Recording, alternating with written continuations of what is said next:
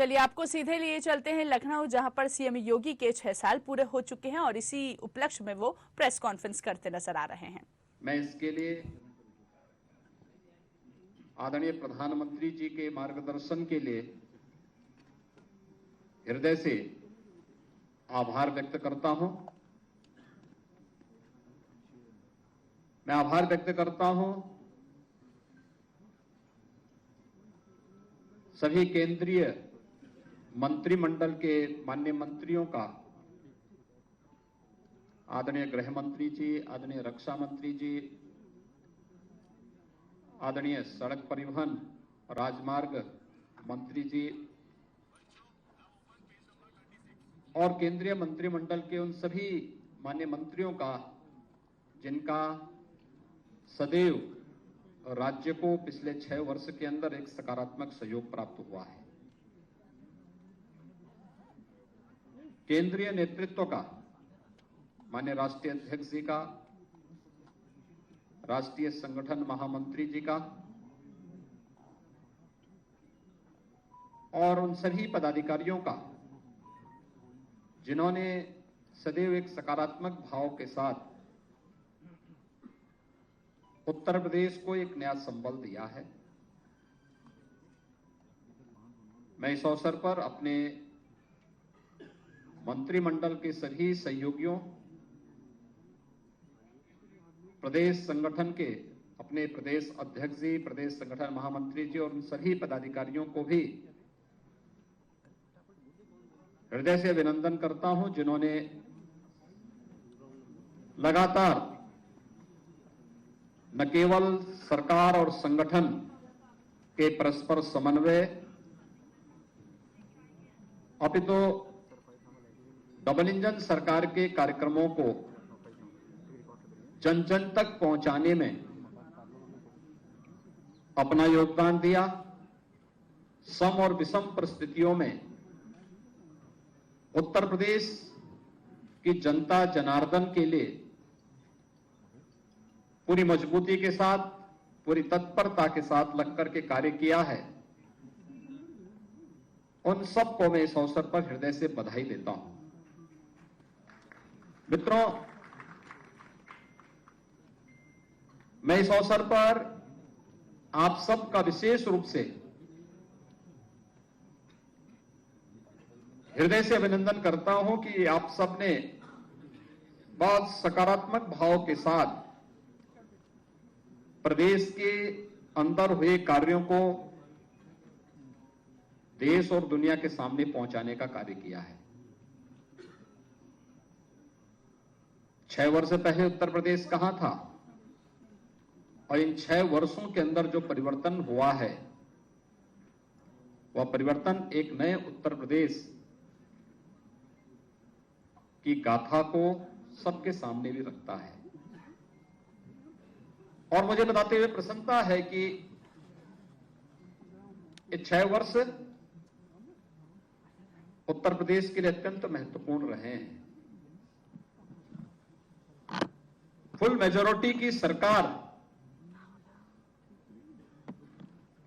और सरकार की स्थिरता का मतलब क्या होता है, यह भारतीय जनता पार्टी की सरकार ने उत्तर प्रदेश के अंदर परस्पर समन्वय और संवाद के माध्यम से उसे प्राप्त किया है। पिछले 6 वर्षों के अंदर हमारी सरकार ने आदरणीय प्रधानमंत्री जी के मार्गदर्शन और प्रेरणा से उत्तर प्रदेश के समग्र विकास की अपनी एक कार्य योजना जो बनाई थी, पूरी ईमानदारी के साथ उसे लागू करने के लिए हर स्तर पर प्रयास किया। आज उसके परिणाम भी हम सबके सामने हैं। ये जो 10 सेक्टर हम लोगों ने इसके लिए चिन्हित किए, तो उत्तर प्रदेश के अंदर जो परंपरागत जाति, मत, मजहब भ्रष्टाचार, परिवारवाद, इस सब के नाम पर जो राजनीति होती थी, इससे अलग हट करके उत्तर प्रदेश की पहचान, उत्तर प्रदेश के अनुरूप असीम संभावनाओं वाले प्रदेश के रूप में उत्तर प्रदेश की पहचान हो,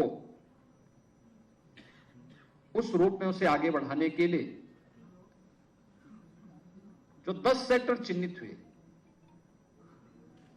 उस पर हमारी पूरी टीम ने काम किया। ये 6 वर्ष में से मित्रों 3 वर्ष तो वैश्विक महामारी कोरोना से लड़ते हुए, जूझते हुए व्यतीत हुए, और उसी में हम लोगों ने राह भी निकाली। मुझे बताते हुए प्रसन्नता है कि उत्तर प्रदेश ने इस दौरान अनेक उपलब्धियां हासिल की।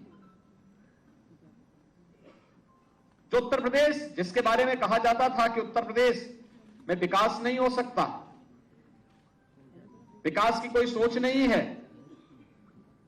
आज वह आदरणीय प्रधानमंत्री जी की सभी फ्लैगशिप स्कीम में देश के अंदर नंबर 1 की दौड़ में है, नंबर 1 की यात्रा को आगे बढ़ा रहा है। ये वही उत्तर प्रदेश है जिसके बारे में लोगों की धारणा थी कि नहीं, वहां तो परिवारवाद है, वहां भ्रष्टाचार है, वहां हर दूसरे तीसरे दिन एक दंगा होता है। 6 वर्ष के अंदर उत्तर प्रदेश दंगा मुक्त हुआ। 6 वर्ष में उत्तर प्रदेश ने अपने इंफ्रास्ट्रक्चर को बेहतर किया है। देश के सबसे अच्छे इंफ्रास्ट्रक्चर वाले राज्यों में उत्तर प्रदेश की गिनती हो रही है। अपने युवाओं के बारे में एक बेहतरीन सोच को आगे बढ़ाने वाले राज्य के रूप में हो रही है, जहां सरकारी नौकरियों में पूरी ईमानदारी और पारदर्शिता तो रहेगी ही, लेकिन निजी क्षेत्र में भी नौकरी और रोजगार की ढेर सारी संभावनाओं को आगे बढ़ाने के लिए, ढेर सारी संभावनाओं को आगे बढ़ाने के लिए जो प्रयास हुए हैं डबल इंजन सरकार के द्वारा, उसके परिणाम भी हम सबके सामने हैं। आज आप देख सकते हैं उत्तर प्रदेश के अंदर 1 करोड़ से अधिक निराश्रित महिला, वृद्धावस्था पाने वाली, पेंशन पाने वाली महिलाओं, दिव्यांगजनों को 12,000 रुपए सालाना केवल पेंशन की सुविधा उत्तर प्रदेश वर्तमान में उपलब्ध करा रहा है। ये वही उत्तर प्रदेश है जहां पर तमाम अभिभावक इस बात के लिए चिंतित रहते थे कि बिटिया विवाह योग्य होगी, क्या होगा, बेटी को कैसे पढ़ाएंगे। आज 14 लाख से अधिक बेटियों को मुख्यमंत्री कन्या सुमंगला योजना से आच्छादित किया गया है, और प्रदेश के अंदर बिटिया की पढ़ाई पूरी होगी तो मुख्यमंत्री सामूहिक विवाह योजना भी उस बेटी की शादी के लिए शासन के सहयोग से इस कार्यक्रम को आगे बढ़ाने का कार्य करेंगे। 2.25 लाख से अधिक बेटियों की शादी ब्याह से संपन्न हो गया। लगातार इस पे कार्य चल रहे हैं। महिला स्वयंसेवी समूह एक नए मॉडल के रूप में आज उत्तर प्रदेश के अंदर कार्य कर रही है। महिला और बाल विकास विभाग के पोषाहार योजना को हर कुपोषित परिवार तक पहुंचाने का कार्य और उनके स्वयं के प्लांट हर ब्लॉक खंड स्तर पर लगाए जा रहे हैं। वहीं महिला सशक्तिकरण, स्वावलंबन और सम्मान के एक आदर्श के रूप में भी उत्तर प्रदेश आगे बढ़ा है। युवाओं को आसानी से नौकरी भी मिल सके, वे आर्थिक स्वावलंबन की ओर अग्रसर भी हो सके, उनके द्वारा स्वतः रोजगार को भी आगे बढ़ाने का प्रयास हो सके। उत्तर प्रदेश आज अपने एमएसएमई को जिस रूप में प्रमोट किया है, वन डिस्ट्रिक्ट वन प्रोडक्ट की ये योजना आज उत्तर प्रदेश में ही नहीं, देश में और दुनिया में एक नई धूम मचा रहा है। विश्वकर्मा श्रम सम्मान उत्तर प्रदेश के हस्तशिल्पियों, कारीगरों को एक नई पहचान दिला रहा है। 2 करोड़ युवाओं को तकनीकी दृष्टि से हम सक्षम बना सके। टैबलेट और स्मार्टफोन देने वाला ये देश का पहला राज्य है जो अब तक 2 करोड़ युवाओं को ये सुविधा देने की कार्रवाई को आगे बढ़ाता है और 20 लाख से अधिक युवाओं को अब तक हम इस सुविधा का से लाभान्वित भी कर चुके हैं। आज मैं कह सकता हूं उत्तर प्रदेश के अंदर कोई जनपद ऐसा नहीं होगा जहां के युवाओं को सरकारी नौकरी न मिली हो। और इसीलिए आदरणीय प्रधानमंत्री जी की प्रेरणा से मिशन रोजगार के अंतर्गत जब पूरी सिलेक्शन की पूरी प्रक्रिया संपन्न होती है तो हम स्वयं भी एक बार अवलोकन जरूर करते हैं कि भाई इसमें बताओ क्या उत्तर प्रदेश के हर जनपद के युवा हैं या नहीं है। आज वह भी तस्वीर हम सबके सामने देखने को मिलती है। हर जनपद के युवाओं को उसमें स्थान मिलता है, बिना भेदभाव के मिलता है और सम्मानजनक ढंग से हर तबके का युवा उत्तर प्रदेश के अंदर आकर के न केवल सरकारी नौकरी बल्कि आज निवेश के बेहतरीन गंतव्य के रूप में भी जिस स्थान को उसने आगे बढ़ाया है, करोड़ों युवाओं को नौकरी और रोजगार की उन संभावनाओं को आगे बढ़ाने में हमें मदद मिली। कोविड कालखंड में हर व्यक्ति इस बात को जानता है कि कैसे उत्तर प्रदेश की वन डिस्ट्रिक्ट वन प्रोडक्ट की प्रोग्राम ने, परियोजना ने आने वाले हर कामगार और श्रमिक के हाथों को कार्य दिया था, उन्हें बेरोजगार नहीं होने दिया था।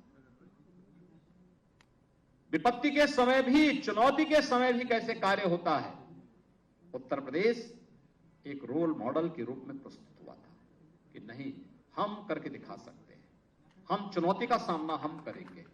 उत्तर प्रदेश ने मानक भी प्रस्तुत किए। कानून व्यवस्था कैसे होनी चाहिए, उत्तर प्रदेश जैसे राज्य के बारे में लोग कहते थे यह संभव है, उत्तर प्रदेश की टीम ने उसे संभव बना दिया है। लेकिन इसके लिए प्रयास हुए। पुलिस की भर्ती पारदर्शी तरीके से संपन्न हो, यह उत्तर प्रदेश में हुआ। 1,64,000 से अधिक पुलिस की भर्ती की प्रक्रिया को पारदर्शी तरीके से संपन्न किया गया। न परिवारवाद न जातिवाद। उत्तर प्रदेश का हर नौजवान हमारे परिवार का हिस्सा है और उसे उत्तर प्रदेश के अंदर सरकारी नौकरी में जगह मिलनी ही चाहिए, यह भी करके दिखाया गया। पुलिस रिफॉर्म हो, इसके लिए प्रयास किए गए। 7 पुलिस कमिश्नरेट यह भी उत्तर प्रदेश के अंदर बने हैं, यह पहली बार देखने को मिल रहा होगा। उत्तर प्रदेश में हर तहसील स्तर पर फायर टेंडर की स्थापना हो, यह कार्य भी हुए। पुलिस की अवस्थापना सुविधाओं के कार्यक्रम को हम आगे बढ़ा सकें, यह भी आप हर पुलिस लाइन में आप चले जाइए, हर थाने में आप चले जाइए, आपको पुलिस कार्मिकों के लिए अच्छे बैरक बनते हुए दिखाई दे रहे होंगे या बन चुके हैं। साइबर थाना अपराध के बढ़ने के साथ हर रेंज स्तर पर और फिर हर जिले स्तर पर भी साइबर थाने की स्थापना हो, इस कार्यक्रम को भी बढ़ाया गया। हर रेंज स्तर पर फॉरेंसिक लैब की स्थापना हो। उत्तर प्रदेश में पुलिस की ट्रेनिंग की क्षमता को बढ़ाया जा सके, इसको 3 गुना भी इस दौरान हम लोगों ने करने में सफलता प्राप्त की। उत्तर प्रदेश में अपना स्वयं का साइबर और फॉरेंसिक इंस्टीट्यूट हो, उसकी स्थापना भी लखनऊ में हो रही है और इसी सत्र में हम उस पर पाठ्यक्रम भी प्रारंभ करने जा रहे हैं। उत्तर प्रदेश में एसडीआरएफ का गठन हो, जो किसी भी आपदा के दौरान उत्तर प्रदेश वासियों की सहायता करने के लिए और अगल बगल के राज्यों में भी दुर्भाग्य से अगर कोई दैवीय आपदा आती है, उस आपदा के दौरान सहयोग कर सके।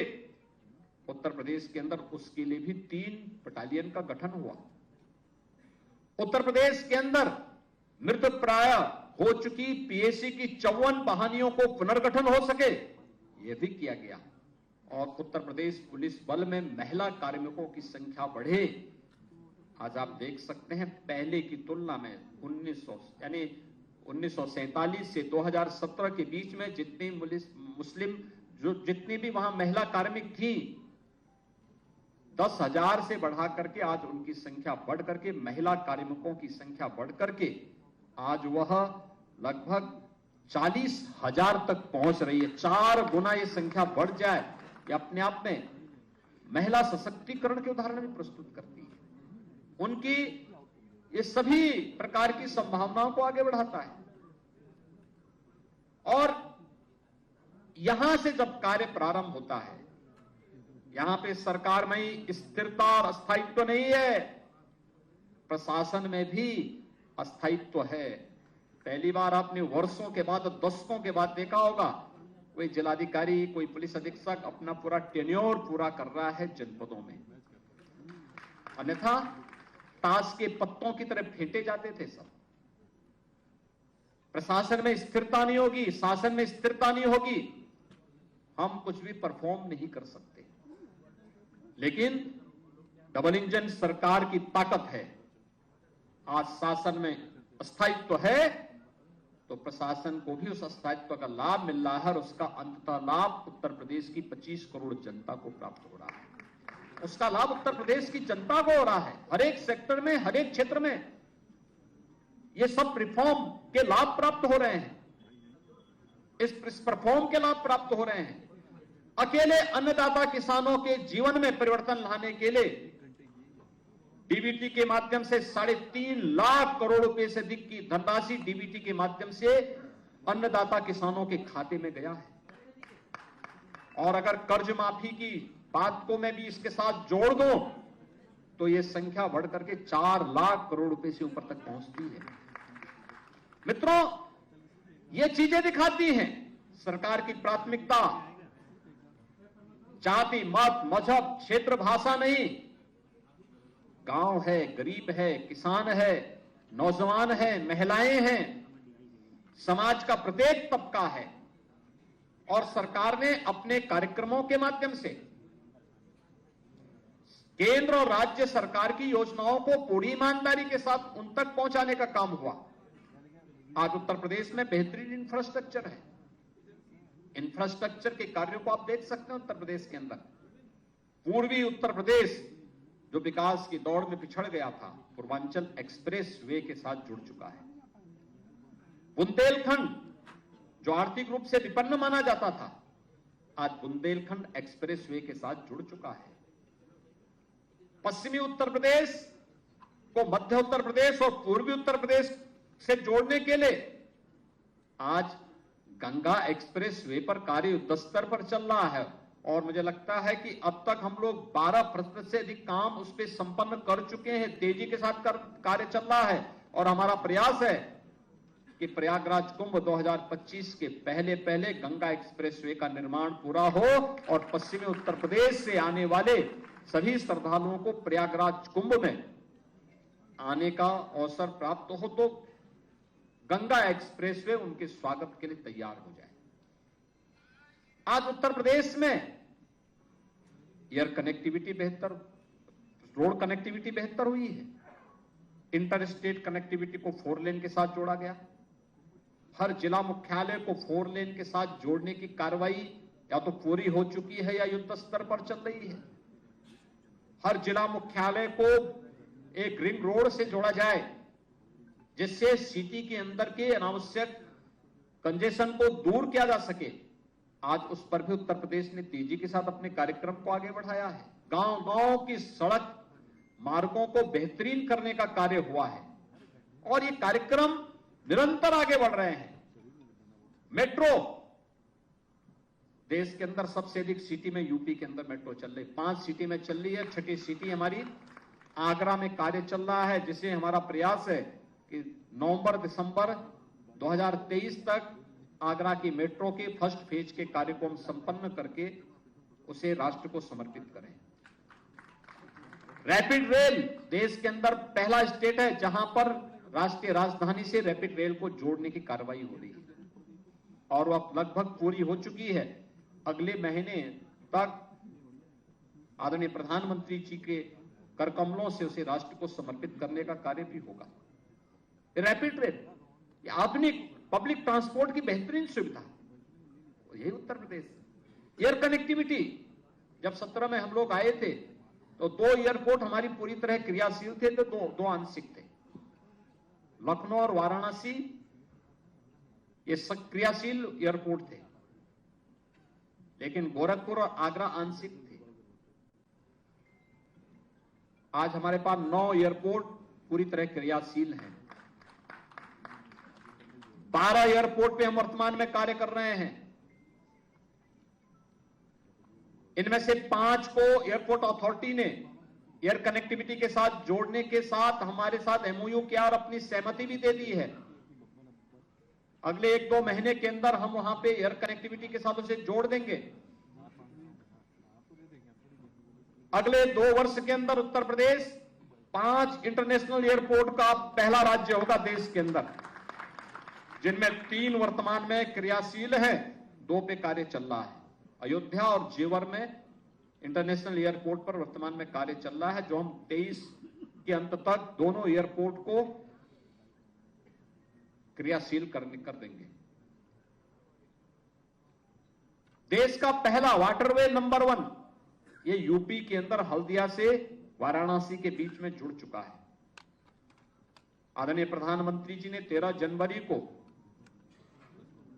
दुनिया के सबसे लंबे रिवर क्रूज का उद्घाटन वाराणसी से डिब्रूगढ़ के लिए किया था। यानी पूर्वी बंदरगाह से जो उत्तर प्रदेश को हमेशा इस बात का रहता था, मलाल रहता था कि हमारे पास किसी भी बंदरगाह से जुड़ने के लिए कोई माध्यम नहीं है, हमने अपनी पतित पावन नदियों को उसको माध्यम बनाया है और आज हम लोग पूर्वी बंदरगाह से सीधे सीधे जुड़ सकते हैं और पूर्वी बंदरगाह के साथ जुड़ते हुए आज वाराणसी से हल्दिया के बीच में वाटरवे प्रारंभ हो चुका है। प्रदेश सरकार इस दिशा में और अन्य क्षेत्रों में अन्य सेक्टर को भी तलाश रही है, जहां पर कार्गो की बेहतरीन फैसिलिटी हम जिसके माध्यम से दे सके। हम वहां पर अन्य तमाम सुविधाओं से युक्त सुविधाएं दे रहे हैं, जिससे किसान के उत्पाद को हम वैश्विक बाजार तक पहुंचाने में हमें सफलता प्राप्त हो सके। ये सभी कार्यक्रम इसके साथ जुड़ रहे हैं। मित्रों, पिछले 6 वर्ष के अंदर उत्तर प्रदेश ने सचमुच अपना परसेप्शन बदला है। आज उत्तर प्रदेश के बारे में कोई नेगेटिव टिप्पणी नहीं करता, नकारात्मक नहीं सोचता। आज उत्तर प्रदेश का नाम सुनते ही लोगों के चेहरे पे एक नई चमक आती है, बाहर के लोगों के मन में एक चमक आती है। और नहीं तो 6 वर्ष पहले तक उत्तर प्रदेश का नाम सुनने पर लोग बड़ी संदेह और की दृष्टि देखते थे। ये जो परसेप्शन चेंज हुआ है, मैं मानता हूं ये हमारी सरकार की, डबल इंजन सरकार की सबसे बड़ी उपलब्धियों में से एक है। हमारे नौजवानों के सामने पहचान का संकट आज के दिन पे नहीं है। हमारे नौजवानों के सामने किसी भी प्रकार का कोई अपनी पहचान को छुपाने का आज उनके सामने किसी प्रकार का कोई संकट नहीं आ सकता। आज वे जहां भी जाएंगे लोग बड़े सम्मान के साथ उन्हें उनकी योग्यता और उनकी क्षमता के अनुरूप उत्तर प्रदेश अपने अपने राज्यों में अपने अपने देशों में कार्य देने को तैयार है। लेकिन उत्तर प्रदेश स्वयं ही तैयार हो चुका है। हमारी सरकार ने जब अपने दूसरा कार्यकाल प्रारंभ किया तो हमने फिर से अपनी उसी स्पीड को, डबल इंजन की सरकार है, तो डबल और ट्रिपल स्पीड के साथ अपने कार्यक्रम को आगे बढ़ाने का कार्य भी किया। याद करिए, जब कार्यक्रम की शुरुआत ही हम लोगों ने आदरणीय प्रधानमंत्री जी के द्वारा 80,000 करोड़ रुपए की परियोजनाओं के ग्राउंड ब्रेकिंग के कार्यक्रम के साथ इस अभियान को शुरुआत किया था। ग्राउंड ब्रेकिंग का मतलब इतने 1000 करोड़ रुपए की परियोजनाओं के शिलान्यास का कार्यक्रम, औद्योगिक विकास से जुड़ी हुई परियोजनाओं का। अब तक हमारी सरकार के इस कालखंड में, 6 वर्ष के कालखंड में 5 लाख करोड़ रुपए से अधिक की निजी क्षेत्र की औद्योगिक परियोजनाओं का न केवल शिलान्यास हुआ, बल्कि बहुत सारी इकाइयां तो इसमें अपना प्रोडक्शन भी शुरू कर दी। लाखों नौजवानों को इससे नौकरी मिली। और ग्लोबल इन्वेस्टर समिट, ये तो सबके सामने है, 35 लाख करोड़ रुपए की परियोजनाओं का लाभ उत्तर प्रदेश को प्राप्त हो, ये तो लोगों के लिए कौतूहल और आश्चर्य है। हर व्यक्ति ने सोचा उत्तर प्रदेश में 35 लाख करोड़ रुपए के प्रस्ताव आ जाएं। यह भी हुआ है और आप तो सब उसके साक्षी रहे हैं। कैसे 25 सेक्टोरियल पॉलिसीज बना करके अलग अलग सेक्टर में, पहले चरण में आपने देखा होगा कैसे उत्तर प्रदेश ने इस यात्रा को आगे बढ़ाया था। चाहे वह उत्तर प्रदेश के अंदर स्वच्छ भारत मिशन के अंतर्गत शौचालय बनाने के कार्य रहे हों, पहले 2.5 वर्ष में मात्र 25 लाख शौचालय बने थे, और अगले 1.5 वर्ष के अंदर 17 से लेकर के 18-19 के बीच में मात्र 1.5 वर्ष का कार्यकाल हमें मिला था। जब इसे अक्टूबर 2018 के अंदर इस कार्यक्रम को पूरा करना था, तब हमने 2 करोड़ 61 लाख शौचालयों का निर्माण किया था।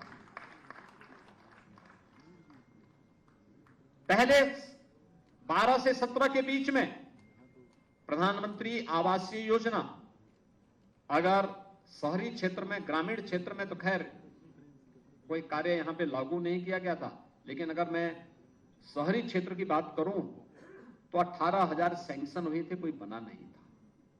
और वर्तमान में ग्रामीण और शहरी में प्रधानमंत्री आवास योजना की मैं बात करूं तो पिछले 6 वर्ष के अंदर 52,77,000 आवास तो केवल ग्रामीण क्षेत्र और शहरी क्षेत्र में हमने स्वीकृत किए हैं। इसके अलावा 1 लाख से ऊपर आवास मुख्यमंत्री आवास योजना में भी उन गरीबों को उपलब्ध करवाए गए हैं जिनमें मुसहर है, बनटांगिया है, थारू है, कोल है, सहरिया है, इन सभी जातियों से जुड़े हुए लोग हैं जिनकी वाइस कम थी, जिन तक शासन की योजनाएं आजादी के 70 वर्षों तक नहीं पहुंच पाई थी, उन तक पहुंचाने का काम भी सफलतापूर्वक किया गया। विद्युत आपूर्ति की वीआईपी कल्चर की व्यवस्था को समाप्त किया गया और प्रदेश के सभी 75 जनपदों में ग्रामीण और शहरी क्षेत्र में समान रूप से विद्युत की आपूर्ति भी की गई। ये आपने देखा होगा, अर्थव्यवस्था में उत्तर प्रदेश जो 6ठे स्थान पर था, आज मित्रों मुझे बताते प्रसन्नता है, ईज ऑफ डूइंग बिजनेस में उत्तर प्रदेश आज नंबर 2 स्थान पर भी है और देश के अंदर अचीवर स्टेट के रूप में अपना स्थान भी बनाया हुआ है। बजट के आकार को हमने दोगुने से अधिक बढ़ाने में सफलता प्राप्त की, तो उत्तर प्रदेश के अंदर प्रति व्यक्ति आय जो नेशनल एवरेज की 1/3 थी 2017 में, आज उसको हम उत्तर प्रदेश के अंदर उत्तर प्रदेश की प्रति व्यक्ति आय को डबल करने में हमें सफलता प्राप्त हुई है।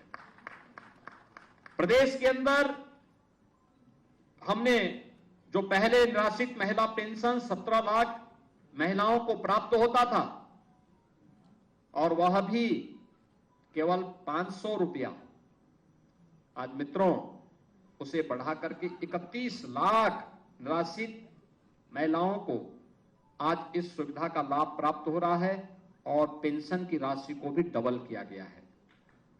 वृद्धावस्था पेंशन जो पहले 37 लाख इसके लाभार्थी थे और उन्हें 500 रुपए मासिक की सुविधा प्राप्त होती थी, आज 56 लाख महिलाओं को इस सुविधा का लाभ दिया जा रहा है और डबल हमने पेंशन की सुविधा भी डबल की है।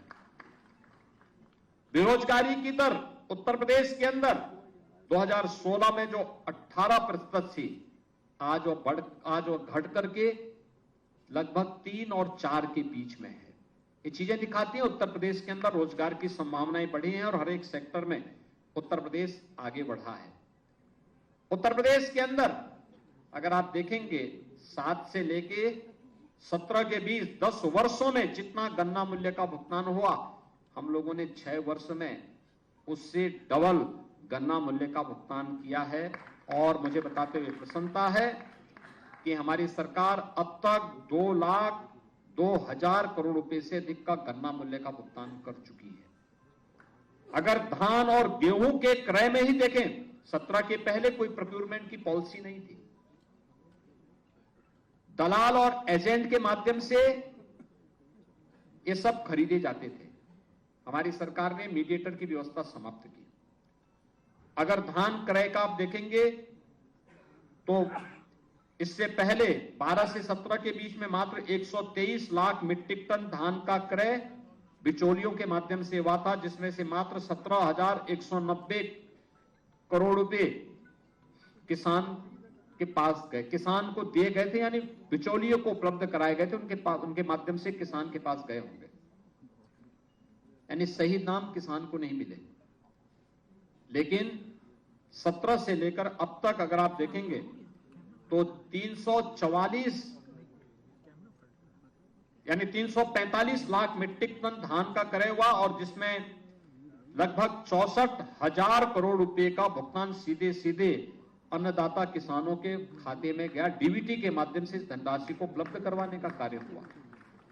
ऐसे ही गेहूं के मामले में आप देखेंगे कि 12 से 17 के बीच कुल 94 लाख मीट्रिक टन गेहूं का क्रय हुआ, वह भी बिचौलियों के माध्यम से, और 12,800 करोड़ रुपए का भुगतान 12 से 17 के बीच में बिचौलियों को हुआ, फिर बिचौलियों ने किसान तक पहुंचाया होगा। लेकिन 17 से लेकर के 23 के बीच में हम लोगों ने अब तक 219 लाख मीट्रिक टन गेहूं का खरीद किया, 40,159 करोड़ रुपए का भुगतान डीबीटी के माध्यम से अन्नदाता किसान के खाते में किया है। किसान यानी किसी भी सेक्टर में आज उत्तर प्रदेश इथेनॉल उत्पादन का देश का नंबर 1 राज्य है। देश के अंदर 118 करोड़ लीटर इथेनॉल का उत्पादन उत्तर प्रदेश आज कर रहा है और 1 डिस्ट्रिक्ट 1 मेडिकल कॉलेज की तरफ हम बढ़ चुके हैं। आज मुझे बताते हुए प्रसन्नता है, उत्तर प्रदेश के सभी 75 जनपदों में मेडिकल कॉलेज का निर्माण या तो हो चुका है या निर्माणाधीन है, या फिर 3-4 जिले जो बचे हैं इन जनपदों में भी वो प्रक्रिया को हम लगभग फाइनल रूप दे चुके हैं। बहुत शीघ्र उत्तर प्रदेश के सभी 75 जनपदों में एक मेडिकल कॉलेज जरूर होगा। हर कमिश्नरी स्तर पर एक विश्वविद्यालय। और मेरी सरकार को यह सौभाग्य प्राप्त हुआ है कि उत्तर प्रदेश के युवाओं के सपने को एक नई उड़ान देने के लिए उत्तर प्रदेश सरकार ने अनेक विश्वविद्यालय बनाए। सरदार अटल जी के नाम पे अटल बिहारी वाजपेयी मेडिकल यूनिवर्सिटी, मां शाकंभरी के नाम पर एक स्टेट यूनिवर्सिटी सहारनपुर में, एक यूनिवर्सिटी राजा महेंद्र प्रताप सिंह जी जो देश की आजादी के एक महानायक थे, उनके नाम पर एक राज्य विश्वविद्यालय का निर्माण अलीगढ़ में हो रहा है। एक राज्य विश्वविद्यालय का निर्माण आजमगढ़ में महाराज सुहेलदेव के नाम पर चल रहा है। ये तीनों विश्वविद्यालय, चारों विश्वविद्यालय को हम लोग क्रियाशील कर चुके हैं। इनके अपने भवन के निर्माण कार्य युद्ध स्तर पर चल रहे हैं। महायोगी गुरु गोरक्षनाथ के नाम पे आयुष विश्वविद्यालय गोरखपुर में निर्माण कार्य युद्ध स्तर पर चल रहा है। डॉक्टर राजेंद्र प्रसाद जी के नाम पर नेशनल लॉ यूनिवर्सिटी प्रयागराज में सैंक्शन की गई है, जहां एक विश्वविद्यालय आज वर्तमान में प्रदेश सरकार ने स्वीकृत किए हैं। वर्तमान के बजट में 23-24 के बजट में भी हमने 4 नए विश्वविद्यालय स्वीकृत किए हैं, जो हमारे अनसैचुरेटेड कमिश्नरी थी, जहां पे कोई राज्य विश्वविद्यालय नहीं था। इसमें मां विंध्यवासिनी के धाम में मां विंध्यवासिनी के नाम पे एक विश्वविद्यालय, मां पाटेश्वरी के धाम देवपाटन मंडल में एक विश्वविद्यालय और मुरादाबाद मंडल में एक विश्वविद्यालय की स्वीकृति भी दी और कुशीनगर में महात्मा बुद्ध के नाम पर एक नए विश्वविद्यालय की स्वीकृति भी इस बार के बजट में यहां पर सरकार के द्वारा वहां पर उन सभी कमिश्नरी के लिए भी ये सब सुविधा उपलब्ध करवाई गई। फार्मेसी के सेक्टर में भी बहुत सारे कार्य वर्तमान में प्रदेश के द्वारा लगातार किए जा रहे हैं और इसमें चाहे वह मेडिकल डिवाइस पार्क के निर्माण का कार्य हो यमुना अथॉरिटी के पास, चाहे ललितपुर में फार्मा पार्क के निर्माण की कार्रवाई को हो। हम सब आभारी हैं आदरणीय प्रधानमंत्री जी के, जिन्होंने पीएम मित्र योजना के अंतर्गत लखनऊ और हरदोई के बीच में लगभग 1200 एकड़ क्षेत्रफल में एक टेक्सटाइल के अत्याधुनिक पार्क की स्वीकृति उत्तर प्रदेश के लिए उपलब्ध करवाई है। यानी ये उत्तर प्रदेश किन संभावनाओं को व्यक्त करता है कि उत्तर प्रदेश के अंदर जो संभावनाएं हैं, इन संभावनाओं को हम लोग कैसे आगे बढ़ाने का कार्य कर सकते हैं और ये सभी चीजें आगे बढ़ी हैं। इसलिए मित्रों, एक तरफ जहां उत्तर प्रदेश आज हर एक सेक्टर में अपने कार्यक्रम को आगे बढ़ाने में सफल हुआ है, वहीं उत्तर प्रदेश आज न्यू एज हाईटेक मैन्युफैक्चरिंग का भी देश का एक नंबर 1 राज्य के रूप में उभरा है। अभी बहुत सारे लोगों को इसकी जानकारी नहीं कि देश में सबसे अधिक स्मार्टफोन का उत्पादन वर्तमान में उत्तर प्रदेश के अंदर हो रहा है। देश का सबसे बड़ा रोबोटिक प्लांट उत्तर प्रदेश के अंदर स्थापित हो रहा है। देश का सबसे बड़ा डाटा सेंटर का बेस उत्तर प्रदेश बनने जा रहा है और देश में सबसे अधिक इलेक्ट्रिक व्हीकल के रजिस्ट्रेशन वाला प्रदेश भी उत्तर प्रदेश ही है।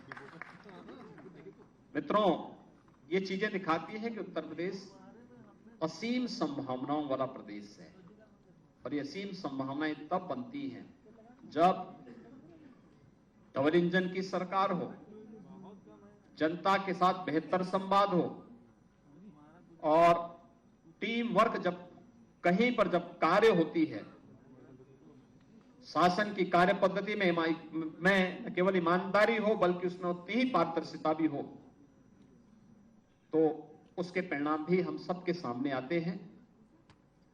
सरकार की उपलब्धियों से संबंधित ये पुस्तिका आप लोगों को उपलब्ध करवाई गई है, करवाई जा रही होगी। इसमें ये पुस्तिका एक जो यहां विमोचित हुई है अभी मंच के द्वारा, ये उत्तर प्रदेश की उपलब्धियों से संबंधित है। उत्तर प्रदेश में क्या क्या चीजें पिछले 6 वर्ष या 1 वर्ष के अंदर हुई हैं, उससे जुड़ी हुई है। आज इस अवसर पर उत्तर प्रदेश के सभी 403 विधानसभा क्षेत्रों में हमारे प्रभारी मंत्रीगण उन जनपदों में जाकर के इन पुस्तिकाओं का विमोचन कर रहे हैं, जहां पे प्रभारी मंत्री नहीं जा पा रहे हैं या उनके कार्यक्रम किसी एक जिले में है, तो शेष जनपदों में हमारे संगठन के पदाधिकारी, माननीय सांसद, माननीय विधायकगण इस कार्यक्रम को आयोजित कर रहे हैं। इस पुस्तिका में सभी 403 विधानसभाओं से जुड़ी हुई योजनाओं का भी उल्लेख किया गया है। जो अलग अलग विधानसभा क्षेत्रों में ये पुस्तिकाएं वितरित हो रही हैं, ये उसका भी उल्लेख वहां पर किया गया है। ये दिखाती है सरकार पूरी ईमानदारी के साथ कार्य कर रही है, पूरी प्रतिबद्धता के साथ कार्य कर रही है, जनता को जनार्दन मान करके उनकी हर प्रकार की सेवा के लिए पूरे समर्पित भाव के साथ सरकार ने ईमानदारी के साथ इन कार्यक्रमों को आगे बढ़ाया है और आज इन सभी बातों को मैं बहुत सारे डाटा आपको उपलब्ध नहीं करा रहा हूं क्योंकि पुस्तकों में उसका उल्लेख ऑलरेडी किया गया है, आप उसको वहां से भी देख लेंगे। ये सभी चीजें थी। मैं इस अवसर पर खासतौर पर आप सबको हृदय से आपका मैं अभिनंदन करूंगा कि पिछले 6 वर्ष के अंदर सरकार के कार्यक्रमों को बेहतरीन तरीके से न केवल आम जनमानस तक बल्कि देश और दुनिया तक पहुंचाने के लिए हमारे मीडिया के मित्रों ने बहुत सकारात्मक योगदान दिया है और उसके परिणाम भी आज देखने को मिले। उत्तर प्रदेश के परसेप्शन को बदला है इस चीज ने। दूसरा, टीम वर्क कैसे परिणाम देता है। ये मंत्रिमंडल के द्वारा एक साथ किए गए प्रयास, जनप्रतिनिधियों के द्वारा उसे जनता तक पहुंचाना, संगठन के पदाधिकारियों के द्वारा एक एक परिवार तक पहुंचाने के लिए योगदान देना और प्रशासनिक टीम ने शासन के कार्यक्रमों को जमीनी धरातल तक पहुंचाने के लिए जिस प्रतिबद्धता के साथ कार्य किया है, ये सभी टीम एक साथ मिलकर के जब कार्य की है तो परिणाम दिखे हैं। उत्तर प्रदेश का परसेप्शन बदला है। उत्तर प्रदेश आज हर एक सेक्टर में आज अग्रणी राज्यों के रूप में आगे बढ़ता हुआ दिखाई दिया है। मैं इस अवसर पर एक बार फिर से आदरणीय प्रधानमंत्री जी के प्रति आभार व्यक्त करते हुए मंत्रिमंडल के अपने सभी सहयोगियों, सभी जनप्रतिनिधियों का अभिनंदन करता हूं। उत्तर प्रदेश की 25 करोड़ जनता को उत्तर प्रदेश के अंदर भारतीय जनता पार्टी को जनादेश देने के लिए मैं उनका हृदय से आभार व्यक्त करते हुए उन्हें 6 वर्ष के इस कार्यकाल की हृदय से बधाई भी देता हूं और इस बात के लिए उन्हें आश्वस्त करता हूं कि सरकार उत्तर प्रदेश की पहचान को, जिस भी सेक्टर की पहचान हो, वह टूरिज्म का हो, उत्तर प्रदेश की विरासत का हो, उत्तर प्रदेश की सांस्कृतिक पहचान का हो या उत्तर प्रदेश के इंफ्रास्ट्रक्चर का हो, इन सभी सेक्टर्स में उत्तर प्रदेश एक नई आभा के साथ आगे बढ़ने का कार्य करेगा। मैं आज के इस अवसर पर इस बात को अवश्य कहूंगा कि ये जो पहचान हम लोगों ने पिछले कुछ समय से की है और उस पे आप बहुत अच्छे ढंग से देख सकते हैं कि उत्तर प्रदेश के अंदर हमारी जीरो टॉलरेंस की जो नीति रही है उसने कुछ चीजें तो तय की, खास तौर पर कि उत्तर प्रदेश उपद्रवियों के लिए नहीं, उत्सवों के प्रदेश के रूप में माना जाएगा। उत्तर प्रदेश माफियाज के लिए नहीं, महोत्सव के लिए माना जाएगा। उत्तर प्रदेश गुंडा राज, माफिया राज और जंगल राज जैसे शब्द अब अतीत के शब्द बन जाएंगे। उत्तर प्रदेश विकास की नई बुलंदियों को छुएगा और उस यात्रा के लिए मैं अपनी पूरी टीम का एक बार फिर आह्वान करूंगा और उत्तर प्रदेश की जनता जनार्दन से भी मैं अपील करूंगा कि उनका जो आशीर्वाद सरकार को प्राप्त हुआ है, डबल इंजन सरकार को प्राप्त हुआ है, इस सरकार पूरी ईमानदारी के साथ उनकी अपेक्षा पर खड़ा उतर करके न केवल केंद्र और राज्य शासन की योजनाओं का लाभ उन्हें भरपूर देगा, बल्कि जहां भी आवश्यकता पड़ेगी उनके हितों के संरक्षण के लिए सरकार बड़े से बड़े कदम उठाने में कोई संकोच नहीं करेगी। मैं एक बार फिर से पूरी टीम का हृदय से अभिनंदन करता हूं। जनप्रतिनिधियों, संगठन के पदाधिकारियों और प्रशासनिक टीम के द्वारा जिस प्रतिबद्धता के साथ इन कार्यक्रमों को आगे बढ़ाया जा रहा है, इसके लिए उन्हें हृदय से धन्यवाद देते हुए एक बार फिर से आप सभी का मैं इस अवसर पर अभिनंदन करता हूं। आप सबको मैं धन्यवाद देता हूं। जय हिंद। बहुत बहुत धन्यवाद माननीय मुख्यमंत्री महोदय। आपके ओजस्वी संबोधन ने बदलते हुए उत्तर प्रदेश की तस्वीर हम सबको दिखाई। और अब अंत में मैं प्रमुख सचिव माननीय मुख्यमंत्री सूचना, गृह एवं गोपन श्री संजय प्रसाद जी से अनुरोध करूंगी कि अतिथियों के प्रति आभार व्यक्त करें। का